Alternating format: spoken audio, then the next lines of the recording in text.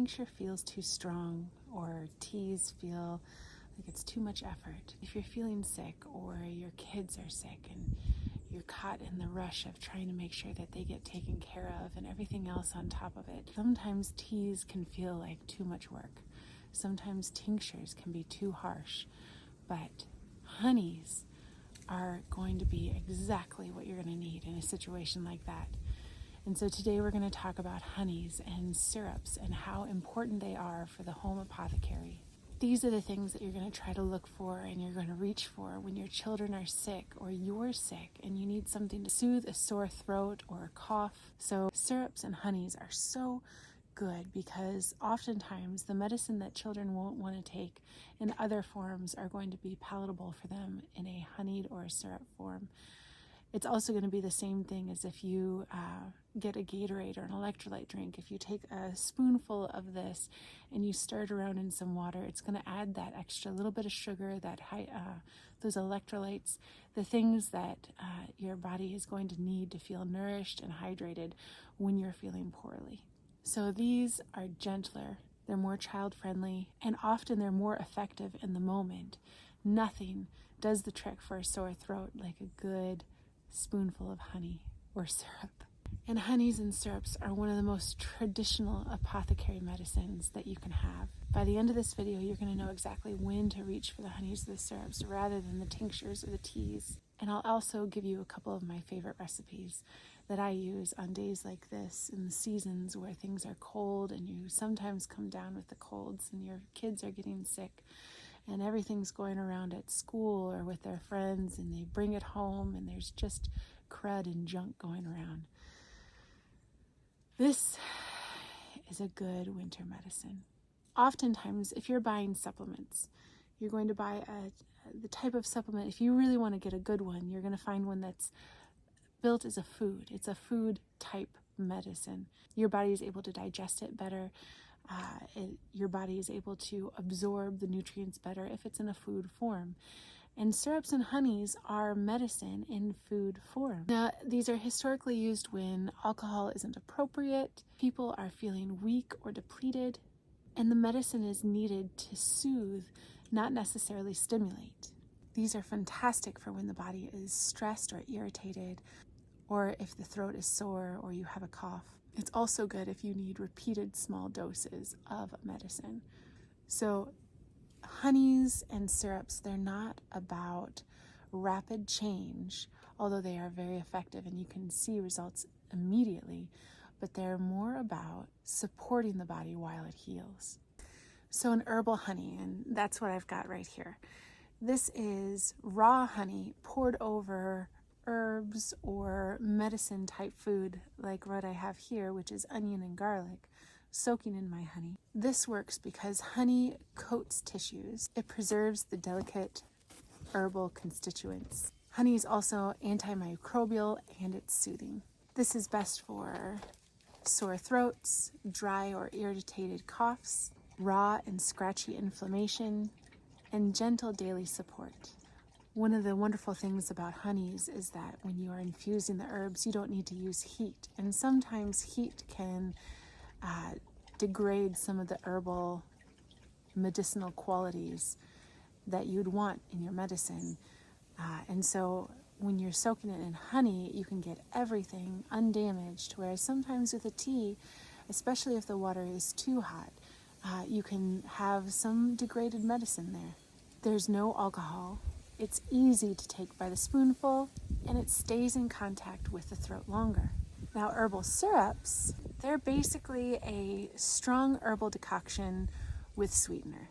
And that sweetener is usually a honey or a sugar. So it's like a really strong tea that has been boiled down and then sweetened so that you can handle the taste. This moistens tissues, helps expectoration, and again, delivers herbs repeatedly over time. And these are good for deep coughs or congestion, long-lasting respiratory issues, and then again, situations that need frequent dosing.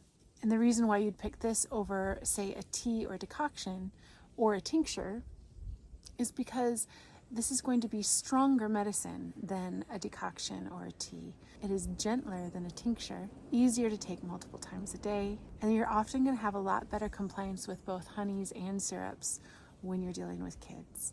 Okay, so I am a huge proponent of tinctures. I love them so much. In fact, I have a wonderful video talking all about them, and I've done some videos on how to make, I have a lion's mane and turkey tail mushroom tincture making video, and I think I have some other videos of making tinctures as well. I'm going to be doing a lot more of them very soon, and so keep your eye out for those. But in this case, I want to talk about why I wouldn't want to take a tincture. So tinctures are very stimulating. They're very fast acting, which is good in some cases. And then they've also got alcohol in them, most likely. But this is not ideal if somebody is already feeling depleted, or if their throat is feeling raw, or their nervous system is overstimulated. And then you don't want to be giving children too much alcohol, right? Or anybody that might be alcohol sensitive. So tinctures are incredible tools, but they're not always the gentlest tool. Why you wouldn't want to use a tea instead here would be because teas take time. You have to boil the water, you have to get the herbs out, and then you have to wash the dishes afterwards, and you have to drink it. And sometimes when we're feeling sick, we just don't have time to keep an eye on the stove and make sure that the water's boiling the way that it needs to, and that the herbs get in when they need to. And we don't have time. Oftentimes when our kids are sick, I know that when my kids are sick, I am running around like a chicken with its head cut off all the time. I'm trying to take care of them and take care of the rest of the kids. I'm trying to make sure that they stay separated. I'm trying to make sure that everybody feels loved. And then there's also housework and cooking and all the normal things that come with daily life. That's not the most ideal time to be making teas that are kind of a lengthy process. And then also, if your children or yourself, if you're having a hard time drinking because of the sickness that you have, then teas aren't going to help. I know that when I have the stomach bug, I'm not going to be drinking much, but I do need to get nourishment in myself. I need to be sustaining myself somehow, and then syrups and honeys are a great way to do that. And it's also good. Teas will often flush things from your throat and clean them out, but syrups and honeys will coat them for when they're feeling sore or irritated. And so it's not the herbs, you need different herbs, it's that you need a different form of the herbs. It also prolongs contact with the specific tissues, right? Like your throat, if you need to, like with this garlic, honey, garlic is very good, antimicrobial, antibacterial, antiviral. With the onions, this is just like really good for you. And so I want that medicine on the irritated part, the part that is having the hard time, and syrups are going to do a really good job with that, and honeys staying in contact with the problem areas. My cat is in heat, and that's the problem. There are no cats in the area that can help her with that. And so she's pretty miserable right now. But we do not need kittens right now, that is for sure. Honeys and syrups also help with repeated small doses, so you can continuously get that good nourishing medicine in you. And then it supports a gradual healing rather than a shock. So if you're going to make a honey, right, a honey medicine, what you're going to use, there's some really great herbs that do well with this. And first of all, like I have right here, and I kind of show you what I did here, but it's so easy. I put garlic and onion in a jar, and I poured honey over it. Other herbs that do really well with this would be things like thyme and oregano, lemon balm, lavender, rose, ginger, elderflower. These are all going to do really well in honeys. And it's because they're very aromatic, they're delicate, and so they're not going to do as well being boiled, right?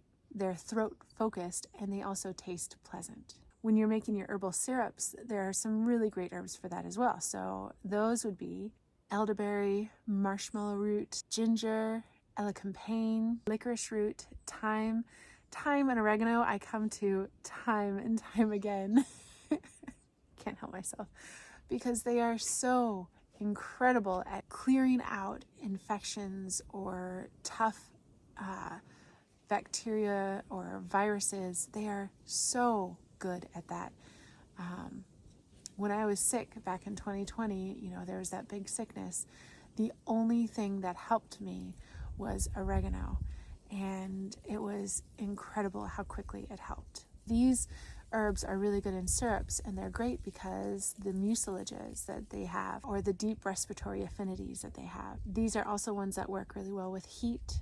And then they also need to be concentrated. So they're the ones that you would normally use in a decoction, only this time we're taking it farther and heating it longer so that it is more concentrated. A simple herbal honey would be just chopping up some dried herbs or fresh herbs, covering them completely with the raw honey, and then you just set it in a dark place and you let it infuse for 2 to 4 weeks. Strain or leave the herbs in, it doesn't matter, and then store it in a cool place, and I like to keep mine in the fridge. This is one of the safest and easiest remedies that you can make and add to your home apothecary. And if you're going to start anywhere, this is a great place to start. I mean, I love starting with teas. Syrups and honeys are a wonderful place to start as well. A simple herbal syrup would be, and you've probably heard of elderberry syrup, right? Almost everybody knows about elderberry syrup and how good it is to take during the flu season or cold season. And so this is the same idea, but you can do it with many other herbs as well. You're going to simmer your herbs in water and make a decoction, only instead of stopping at, a half an hour, you're going to continue on until you have simmered it down to where it's half the amount of water that you used. Strain it and then add an equal part honey, and then just store refrigerated. And that's it. So simple. This is why it's so important to have these on hand instead of having a tea. You wake up in the middle of the night and your kids have got this cough all of a sudden. You can reach for this immediately. And if it's been in the fridge, it's cool and it's soothing, and it's going to immediately coat that and make it feel better. So it is excellent to have on hand already. It's great if your sick kids just won't drink tea. I don't know about yours, but mine aren't huge fans. It's great for if you're exhausted and you're feeling sick yourself and you just need the medicine and you need the nourishment and you need it with low amount of energy input. And then it's also really good to have these to prevent illness. I know a lot of people take elderberry syrup as a preventative. I take the onion and garlic honey when I know people around me are getting sick and I want to be preventative about keeping myself well. I take a spoonful of this every day and it helps. So these are pretty much the remedies that you're going to reach for when your life is already full. So I'm going to be continuing to add, as I'm making these remedies at home, I'm going to be uploading more and more videos. So please make sure that you subscribe so you can see all the different kinds that I'm making.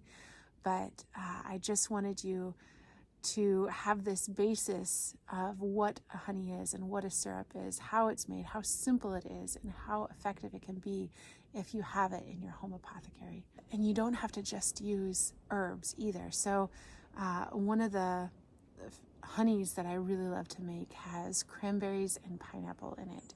And you just let that sit for a while and then you strain it out. And that is so incredibly good for a cough.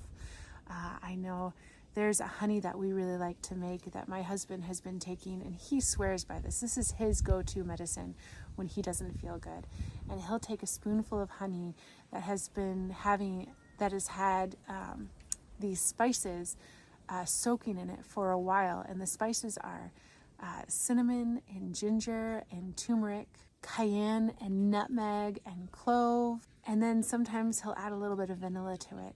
And just having that on hand is just incredible. So you do like half a cup of honey, and then you put in about a teaspoon of each of those into it, and you just let it sit. I like to double that so that I can have it on hand all the time, because that is a incredibly healing and potent medicine to have. And then elderberry syrup, you boil the elderberries in the water for about a half an hour to an hour. And I like to have either some lemon juice in it or some orange juice, and that just kind of sweetens it a little bit. You can add some cinnamon to it as well, or nutmeg. A little bit of cayenne will also help. And you let that simmer in a decoction until it's half the amount that you started with. And then you put in the same amount of honey. And then there you go. You have an incredible, wonderful immune boosting syrup on hand at all times. Okay, so that is it for honeys and syrups. I hope that this helped you. I hope that you guys pull out some stuff that you've got at home and you make yourself a good honey to have on hand for those last minute situations that you need in the middle of the night, or if you're just not feeling good and you need some nourishment and you need some really good medicine that is easy and palatable. Have a wonderful day. I have a wonderful PDF that's free that goes along with this if you want to download it down below. Also, for the members of my members page, I have that available for you. It's a more in-depth one with lots more recipes in it and lots more explanations for why I'm choosing different herbs for each recipe. And that you can find on the community page for members, and that is a really great resource to have. Also, if you guys are interested in some of my other free downloads, I've got a really great one if you're interested in food forests. I love that. And then I'm going to be coming out with a new one very soon that has all the herbs that I grow and that I like to have on hand, why I have them, what they're good for, and then also, if you're growing them, how to grow them, what their requirements and needs are so that you can be successful when you start them in your garden. I hope you guys have an absolutely wonderful day. Also, I am affiliated with Mountain Rose Herbs, and they have the absolute best herbs that you could possibly find anywhere. If you want to make your own medicines at home, get it from there. I promise you, you won't be disappointed. They are the best of the best. So check out the link below, please. That helps support our homestead. And as always, guys, stay blessed.